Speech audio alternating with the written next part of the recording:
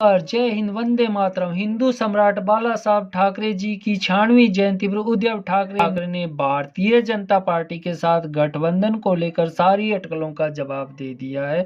अब तक शिवसेना की घर वापसी को लेकर जो प्रयास लगाए जा रहे थे, उसको लेकर शायद उद्धव ठाकरे की दाल नहीं गली। और आज बाला साहब ठाकरे जी की जयंती पर उद्धव ठाकरे ने पिछले 25 साल से बीजेपी के साथ चल रहे गठबंधन को व्यर्थ बता दिया। उद्धव ठाकरे ने साफ कहा कि शिवसेना ने बीजेपी से 25 साल गठबंधन करके खुद के 25 साल बर्बाद कर लिए हैं। ऐसे में राजनीतिक ज्ञाताओं द्वारा प्रयास लगाए जा रहे हैं कि एनसीपी सुप्रीमो शरद पवार द्वारा शिवसेना को जाल में फंसाने वाला बयान देने के बाद शिवसेना बीजेपी में घर वापसी करना चाहती थी, लेकिन शायद उद्धव ठाकरे जी की दाल नहीं गली। वजह से शिवसेना प्रमुख उद्धव ठाकरे ने पिछले 2.5 दशक से बीजेपी के साथ चल रहे गठबंधन को 25 साल बर्बाद करने की संज्ञा दे डाली। महाराष्ट्र के मुख्यमंत्री और शिवसेना प्रमुख के उद्धव ठाकरे ने अपने संबोधन में कहा कि हमने भारतीय जनता पार्टी को छोड़ा है, न कि हिंदुत्व से किनारा किया। यानी कि जब से बीजेपी से अलग हुई है शिवसेना, तब से शिवसेना को प्रूव करना पड़ रहा है कि उन्होंने बीजेपी को छोड़ा है, न कि हिंदुत्व।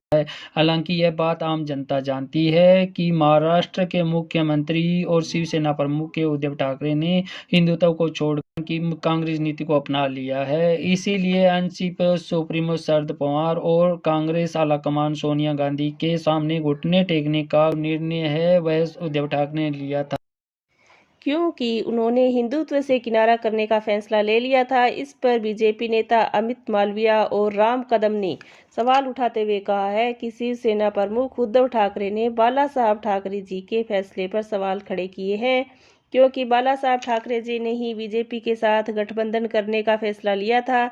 ऐसे में उद्धव ठाकरे ने अपने पिता के फैसलों पर सवाल खड़े कर दिए हैं, और वो भी हिंदुत्व के अपमान करने वाले लोगों के साथ सत्ता में विराजमान होकर। ऐसे में वीर सावरकर का अपमान करने वाले लोगों के साथ सत्ता का भोग चख रहे हैं।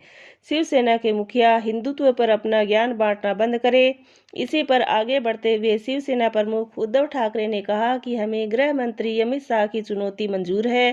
गौरतलब रहे कि अमित शाह ने शिवसेना को महाराष्ट्र में अकेले चुनाव लड़ने की चुनौती। अमित शाह ने कहा था कि शिवसेना अगर अकेले चुनाव लड़ती है तो महाराष्ट्र में शिवसेना करारी हार का सामना करना पड़ेगा। इस पर उद्धव ठाकरे ने बोलते हुए कहा कि शिवसेना का राष्ट्रीय स्तर पर विस्तार किया जाएगा, लेकिन बिहार चुनाव के परिणाम किसी से छुपे हुए नहीं है। जब शिवसेना को लोटा से भी कम वोट मिले थे और सभी उम्मीदवारों को मिलाकर शिवसेना के पूरे बिहार में 1500 से 2000 थे।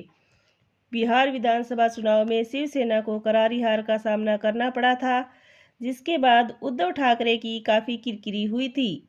हिंदुस्तान की राजनीति के चाणक्य माने जाने वाले अमित शाह की चुनौती को मंजूर करने वाले शिवसेना प्रमुख उद्धव ठाकरे को याद रखना चाहिए कि 4 दिन पहले महाराष्ट्र नगर पंचायत चुनाव में एनसीपी कांग्रेस शिवसेना को बहुत बड़ा झटका लगा था और भारतीय जनता पार्टी महाराष्ट्र चुनाव में अकेले चुनाव मैदान में उतर 416 सीटों पर जीत दर्ज करने वाली सबसे बड़ी पार्टी बनी थी।